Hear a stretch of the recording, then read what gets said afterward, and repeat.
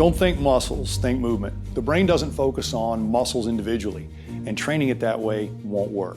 Now, what do I mean by that? Because I'm sure there's going to be some controversy. If you're bodybuilding, you got to focus on muscles. And if you're doing physical rehabilitation, sometimes you got to focus on muscles. In bodybuilding, you're trying to get symmetrical development. So sometimes you've got to focus on an area or body part that may not be coming along as quickly as other body parts to get that balance for posing, not movement. And if you're doing physical rehabilitation, we often find what we call impairments. That means we found out why your lunge is bad. It's an ankle mobility problem and your soleus is really tight, so we can do that. Otherwise, believe it or not, you can get an unbelievably well-tuned body just by looking at patterns. You want to go a little bit deeper? Here's what we got. 4,000 years we've been doing yoga, martial arts, and Indian clubs. None of these are taught by body part. They're all actually taught by movement pattern. They teach you how to engage your body as a single functional unit to break a board, to do a pose, to create an elegant, fast-moving circle with a club.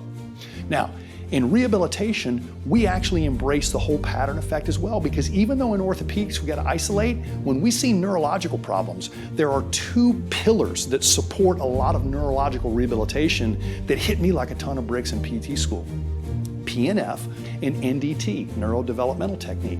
These are two things that embrace patterns more than parts. They embrace the fact that the brain loves pattern information, and it'll work out the muscles that need to contribute to that once it knows what it needs to accomplish. Tell your brain what you need. Do you need more balance? Do you need more posture? Do you need more strength? Do you need more speed? Tell your brain what it needs and feed it some patterns that it can build on.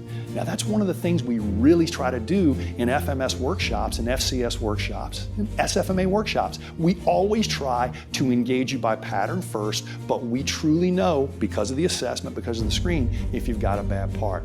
Now, when you're going to the gym tomorrow, you don't need to be thinking about muscles. You need to be thinking about patterns, because the pattern, if it engages that muscle, will bring that muscle right along unless there's an underlying problem. Don't assume there's a problem until it's been measured. So, for most part, I could literally train 80% of my clients and patients through patterns alone. 20% of the time, I'm going to find an isolated impairment, a trigger point, a tight muscle, a stiff joint that I'm going to go after. But don't assume that good patterns won't also get that. We actually have as much hip flexor mobility change in a tall kneeling kettlebell turn as we do the same time doing stretching and foam rolling, and we actually program the core to the new psoas length in the process. If you want to see that, look at all the tall kneeling turn stuff we put up. But just understand, once you say it's a psoas problem, your entire workout is going around one muscle, and you're not embracing what an open psoas allows you to do, which is hip extension regardless of the rest of the body position.